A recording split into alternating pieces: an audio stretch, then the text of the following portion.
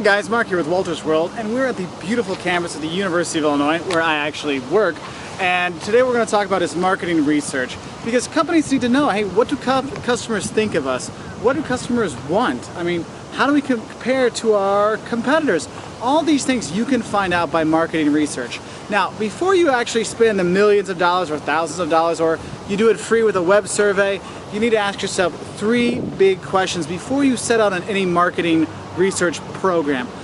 The first thing is, will the research be useful? Because if you're going to spend all this money, shouldn't it be towards something? So you should have a goal with your research. So make sure there's something out there, because if it's not going to be useful, you're wasting your time. Because when you waste time, you waste money for the company, and you don't want to do that. Okay, so that's the first thing you got to ask yourself. Is this information that we're doing going to be useful? The second thing you have to ask yourself, is top management behind this research? Like, are they supporting it? Also, and here's the big one, will they follow through with what the research says? Because the research may say that, you know, well here, I'll give you an example. The boss says, hey, purple is the best color for us.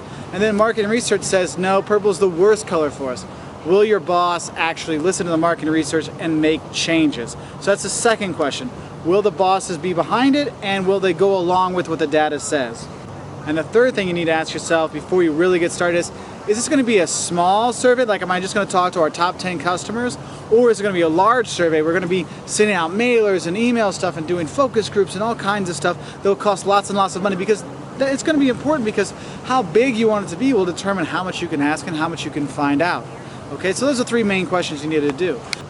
So, we've gone through our 3 questions, and we're all in. We know what we're going to do is going to be useful. The boss is behind it, going to go with it, and we decided the size we want to do. Now we have to figure out what's the process we go through to do this. Well, the first thing you need to do is define your objectives and research needs. Basically, what's the problem you want to solve? If you don't have a problem you want to solve, then why are you doing the marketing research? You need to know these things, so figure it out at the beginning.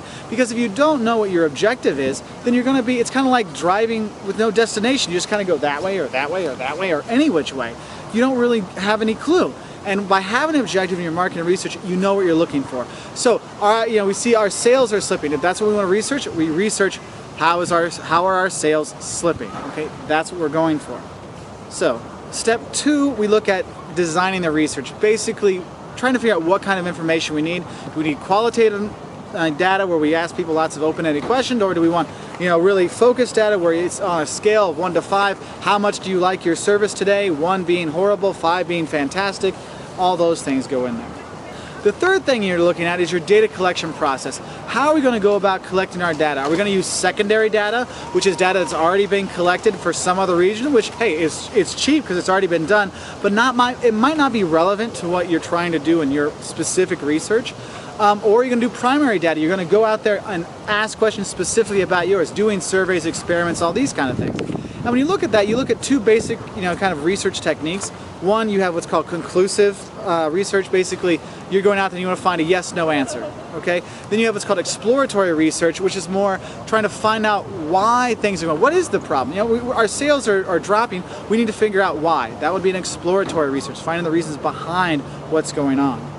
Now, after we collect all this data, we have to the 4th step, okay? We have to analyze it. You have to turn this raw data into information. Yes, we have all these numbers and all these clicks and all these things, but what does it mean? That's where you analyze it and figure these things out. Once you've analyzed it, you can say, oh, our sales were dropping by 50%, and we see at the same time our customers were finding our quality levels were dropping by even more. Okay, so what does that tell us? Our drop in quality precipitated a drop in sales. So we start to see things. And when you get all this analysis, you start to get some answers. When you get the answers and you figure out the problems, you can come up with solutions to what you can do to fight off these problems, or to help take advantage of things that are going well. Okay, which leads us into your 5th thing you do. You do an action plan. Basically, you go out there and you tell your bosses, hey guys, here's what I found out, and here's what's going wrong, and here's what we need to do about it. Because if you just tell them, well, here are the things that are wrong, how is that helping your boss? It's not. They need to have solutions offered to them. So when you do the research and you see, oh, well, our quality is going down, our sales is going down, so our problem is our perceived quality is lowering our sales. Well, what we need to do is, one, boss, maybe we improve the quality, maybe we do some more advertising stressing the quality, we do more guarantees. you put something in it, because when you have your action plan, you give them all the information you've done, you tell them about your whole research, but then you tell them at the end, give them some recommendations, some solid things in there that tells them what they should do. Okay, so that's just a basic little run-of-the-mill, basic what your marketing research process is. 1, determine your objective and research needs. Okay, so basically what's the problem. 2, design the research, basically figure out what kind of research you need to do. 3, you need to collect the data. Well, what are we going to do? We're going to do surveys, we're going to do focus groups. Am I going to ask you to raise your hands in class? What's going to be there? 4, you have to analyze the data and come up with, changing data into information. Because data is numbers. Information tells you something. That's why it says information for informing you. Okay, and then the 5th step is coming up with an action plan that people can implement and solve the problems that you find out in marketing research. So I hope you have a great time learning more about marketing research. If you want to learn more about marketing or business or some of our other videos, check us out on our website at www.woltersworld.com, and I'll give you a little view of a nice fall day here on the campus of the University of Illinois. Bye from Champaign-Urbana.